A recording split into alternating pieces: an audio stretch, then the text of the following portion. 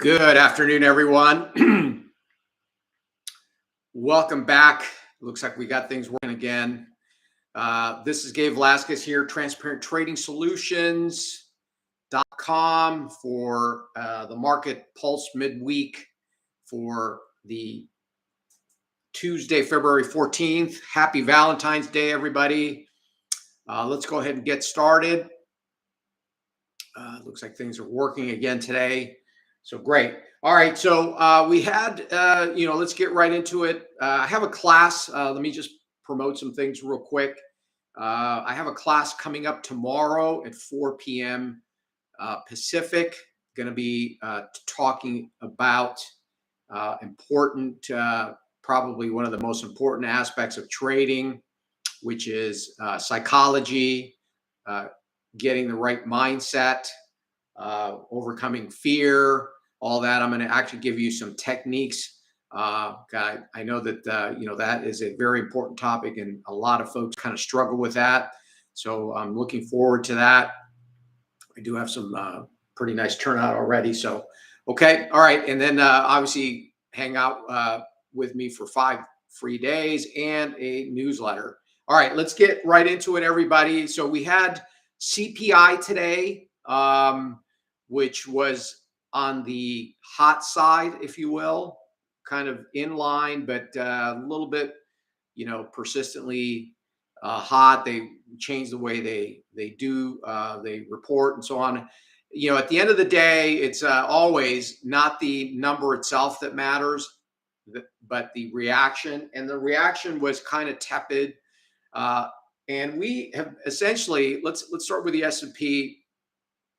The S&P, in essence, has been range trading between 4,100 and 4,200. I mean, if you guys pull up your charts, you can clearly see that on the charts, back and forth. In fact, we've been trying to get short above 4,200.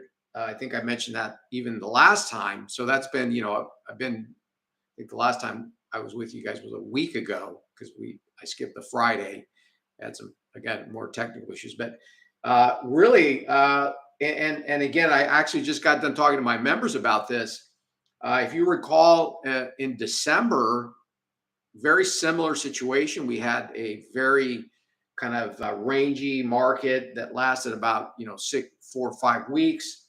I think we're clearly we're kind of setting up for that end of January, all of February. That does not mean we can't make any money in that, right? So what you got to do is you got to just look at the extremes, and as long as there's 100, 120 point, in this case it's about 120 point range, you could again avoid the middle part of the range and wait for the extremes or closer to the extremes, and then get out at at the extremes as well until we break out, and we will break out. The question again, it's still a battleground. We do have, I wrote about it this weekend.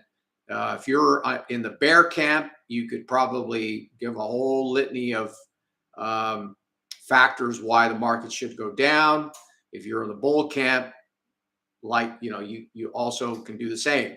And so, who's going to win out? We'll have to see coming up here now that we've got another piece of data. We got PPI on Thursday. I don't know if that's going to impact the market too much, but in any event, and we still have some earnings still streaming in. In fact, Airbnb just reported after the close today.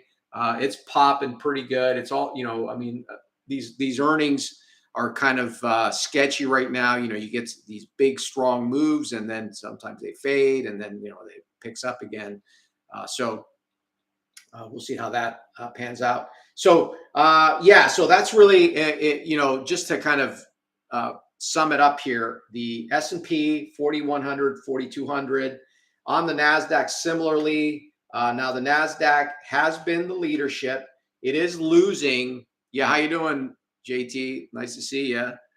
The Nasdaq kind of been losing a little bit of its leadership. In fact, I have if you guys pull up your charts of the Nasdaq, I have a line drawn that I drew when the market started selling off last week, right at 12,274.50. right? So if you guys are pulling up your charts right now, take the S&P, look at it on a daily chart, and draw a horizontal line at 12,274. By the way, that was before it got there. Yep. Why did it hold there, everybody? Why did 12,274 hold, do you think, JT? Right? Yeah, that that was where we broke out from. If you look at that, you extend that out. That was the pivot that failed back in December, right? Then we came up, failed again in early January, and then blasted through there. Yep. So that was that. That's really where that 274. So now we're kind of making a kind of wedging out. Some people would call it a flag. Some people would call it whatever. But one of the things that you have to pay attention to right now, if you're looking at that NASDAQ chart, is we have on the bottom, we have a series of lower highs, clearly, right? So that's your uptrend. But then on the last sequence of highs, notice we have a series of lower highs, right? Everybody see that? So that is going to be interesting. And again, under the surface, Tesla still is looking pretty good. Tesla pulled back to like 190, 188. It's got a support at 188. I'm looking at Tesla because, for my members, we're actually going to start trading Tesla options. We've been kind of, as you guys know, some of these stocks are just not doing anything. It's been a lot of chop in the futures market. Again, we go through these day in and day out. You look at all the currency markets. Literally, there's not a lot going on other than the peso. We did have a really nice trade last week in the peso. We're trying to we were going to get short again the peso today. We missed it by 2 ticks, came back down, came right back up again. But the dollar is also hanging in there right around that. The dollar, which is really interesting, is hanging right along that 103.82, which also happens to be the old support where it broke down from and resistance, and then kind of it's just kind of been churning and burning right around there. So if stocks fall, then you probably have a higher dollar. If the stocks, it looks like the stocks still want to go up, right? They've been like today. You would have expected, if that had happened in the summer, we'd have a big sell-off with a hot inflation number. So it looks like the market's still acting a little bit more resilient, but I think something's going to give here very soon, especially with rates now. So let's get into the rates market real quick here. The 10-year, I've been talking about and writing about the 10-year holding. First, it broke down from the 114.21. Remember, it was hanging up there. And now we got another critical pivotal area at this 111.26. If you look at your chart of the 10-year, and why is that important? Because if the 10-year cannot hold, in other words, if rates start really jetting back up again, I think that is also going to be a headwind for stocks in the short term. We're actually trying to get long the 2-year. If you look at the 2-year, I don't know if you guys have ever traded the 2-year. That's actually a nice little contract.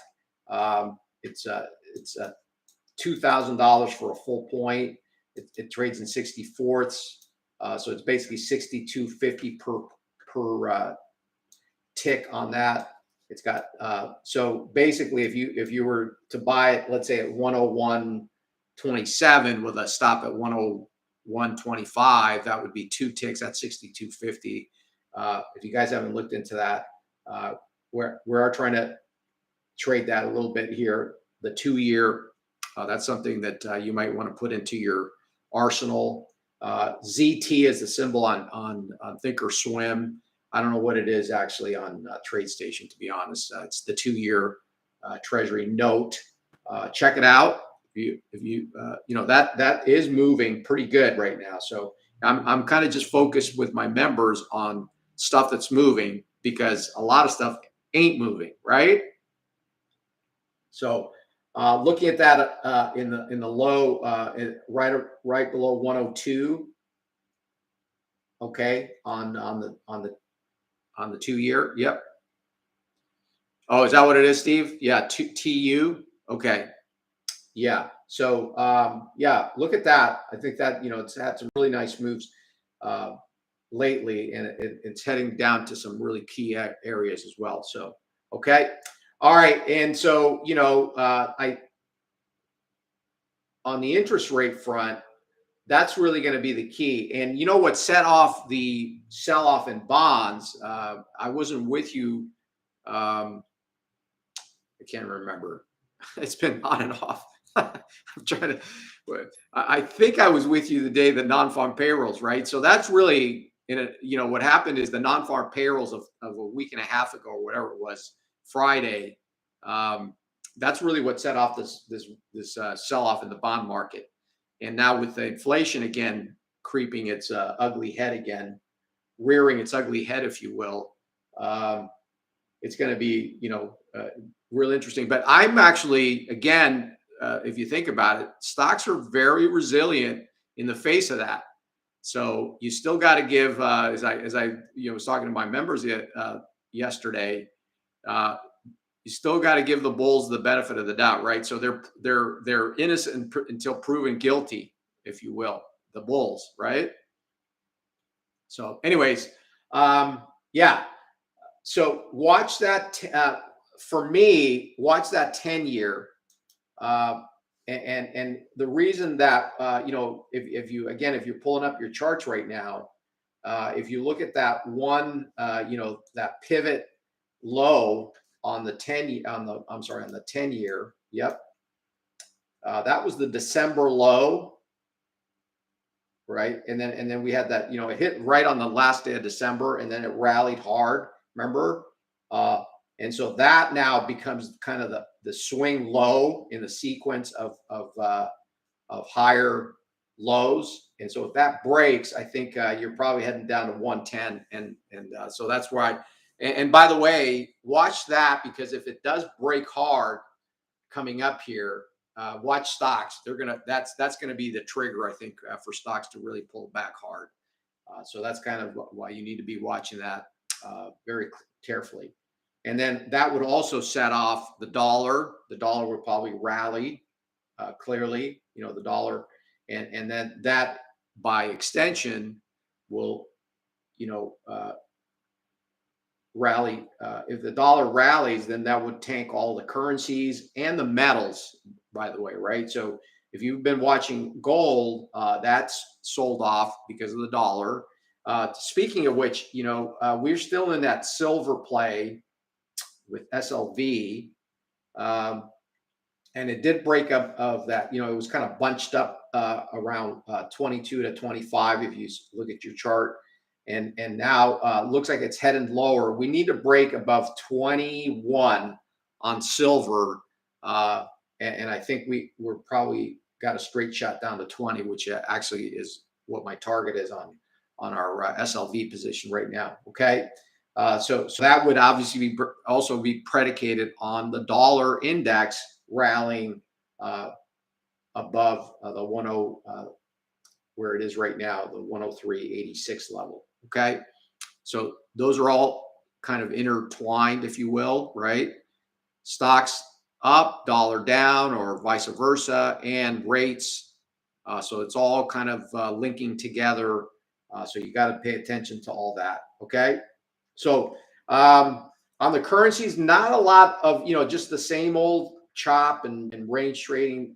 We really haven't even looked at any of the currencies. Even the yen, how I've been talking about the yen, that may look to be breaking at 74.89. But the peso, we tried a short today, 53.81. We came up 2 times and then pulled back hard, and now we're sitting right back up again. So we'll see how that goes.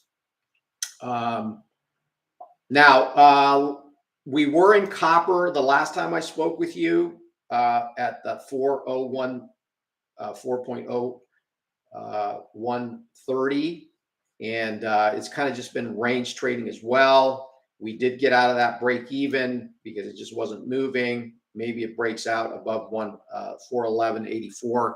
I'm still bullish copper. I still think that copper will eventually break out. There's a shortage. Copper is with this all this EV craze and all that, copper is a very key component in that. So, kind of on a macro level, copper still, long term, I think is very very bullish. So, still want to see if we can. If it breaks, by the way, $4, 401.30, then there's another level that it broke out from at 392.30 on the copper chart. So keep an eye on that.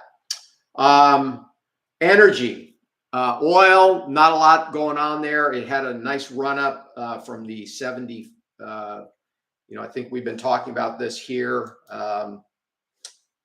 Hit that pivot low at 72.30. You can see it clearly on the daily chart in oil.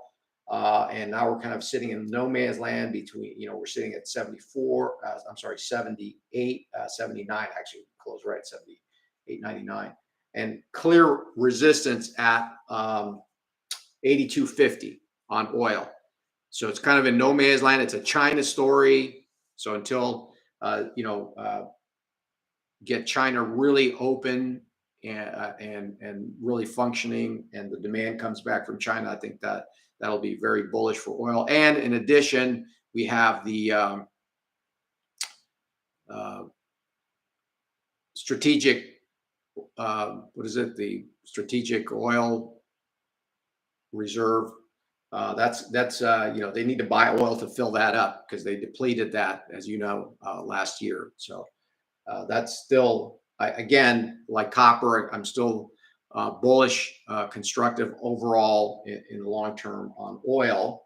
Nat gas, we've been in Boyle. I think I talked to you guys about this. So we are long Boyle, and it is a long-term position for us. It's not a day trade, or obviously, or whatever. I basically tell people, look, buy if you're the risk and reward makes sense here. It's been kind of meandering, kind of scraping along this 238, 250. We got to break above. If you look at Boyle, if it breaks above 7, we're good to go. On the futures, Nat Gas has by the way, Nat Gas has last week had the most bearish sentiment in its history of the futures market. Just a little tidbit there for you, right? Means, and I think that's part of the reason why, if you've been watching Nat Gas, even though it can't get any traction to the upside, notice how it keeps hanging around 238, 264. So on one side, you can say downside momentum is clearly being extinguished. It's kind of slowing down. The next piece here, if it's truly going to be a bottom, is you got to get this thing moving to the upside. So we're on the cusp there. If you look at your chart of Nat Gas futures, we had a last week's kind of, again, it's kind of a small range, but last week's high, remember, it attempted to get up around 265 and then just fell all the way back down to the lows. And then this is like the third attempt. So it looks like to me, if we can get above that 264, we may be good to go in the short term. And, there's still a lot of work, 320, there's a gap. There's, my target on this is going to be 6. If it, sitting with Boyle at around, we bought it at 7, in the low 7s. And, it's sitting at 660. Look at that. That's a leveraged ETF. And I always use the cold example where cold is the short ETF. That's kind of the mimic, the flip side of the Boyle, which is a long leveraged ETF, ultra.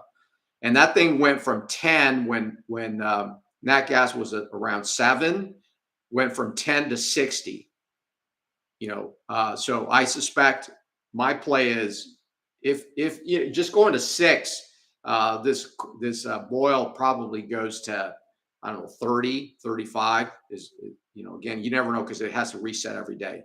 So that's the play there. And we're taking a very small position, but it's a long-term position. Just put it in the drawer. Literally, you buy some, uh, and you put it in a drawer with we have a stop about 3 points below where it is right now. So, and it's a very small position, so we can afford to kind of just hang out with it. Doesn't matter how long it takes. If it takes several months, I'm cool with that. Those are going to be your monster trades if they work out, right? These long-term swing trades, which, as you guys know, that's what I prefer. Not big on the day trading stuff.